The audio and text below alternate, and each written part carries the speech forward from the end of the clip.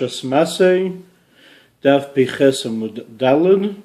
This is the third shir, and we explained about the Mosaei, the traveling the Yidden through the Midbar in order to take away and destroy the Nik of the Chitzenim, the ability of the opposite of Kedusha, the opposite of holiness, to take away from Kedusha, and we are taking each one of the characteristic and we're purifying it.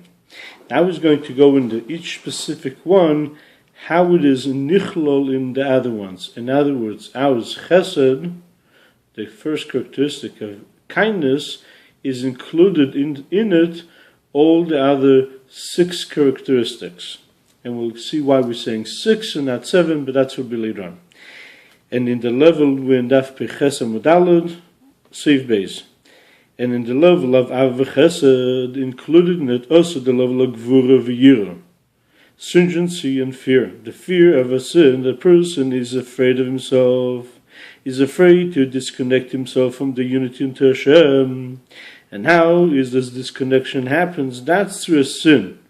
Even a small sin of Isur Kalshal Divreim, a small avera which is only prohibited by our sages, this also disconnects him from Hashem. The Averis is the thing that disconnects a person from the Eibishter, and therefore he does not want anything that will disconnect him from Hashem. And other places it brings out as V'chara af Hashem b'chem, when a person realizes that there's things which are opposite of Kedusha, he gets upset, and this upsetness is inside of him. How come I'm getting disconnected from Hashem? And that gets him upset. And in that also included the next level, which is level of Tiferes, which is Rachamim.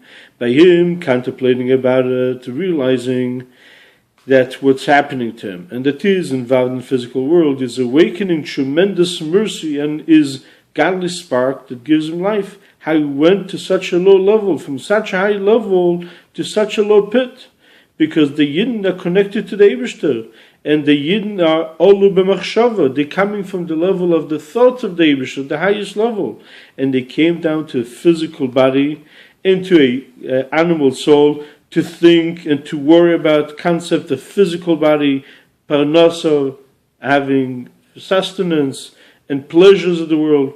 And as we see, when a person is sleeping, he has no worry. When he's waking up, when he's up, then he has worries. In other words, his neshama is connected and is pulled down into the physical worries about parnas, about sustenance, and about physical worries about pleasures of the world. And this is also the concept of, as we mentioned before, kirech lifnei grizeh, like a sheep that is in front, that is sheared up. The hair, in other words, a level of the neshama is not all of it is inside the guf, in the body, only a small shining from it, like hair, as we explained in the previous Maimer in Pashas Pinchas. And this is the concept of kirechel lifnei grizeh, that through shining in the body thinks about physical things, and is a concept of sharing it, so to say, disconnecting it from its source. And therefore it's tremendous mercy and the godly spark which is inside the body. How low it went from being connected to Hashem to worry about and being concerned about physical needs and physical pleasures.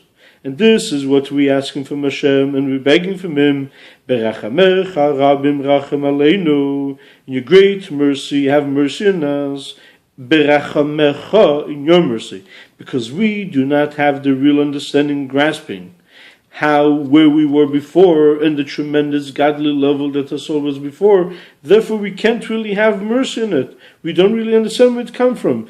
But since you're the Eibishter, you know exactly where it comes from. Therefore, Rachem Aleinu, have mercy in us. And therefore from the level of Tiferes comes the level of Rachamim. And all of this is the level of Krishma, when he's thinking about godly unity, Yichudei law in his mind and understanding.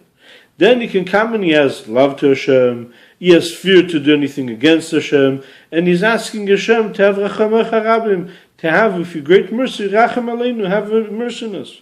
But the rest of the day, that he doesn't have any more understand, he does not contemplate any more davening, and a person cannot daven all day, as it says, it would be great if a person would be able to daven all day, but that's not the case. What should he do then? We'll talk about the next characteristic in Mitzvah Hashem tomorrow.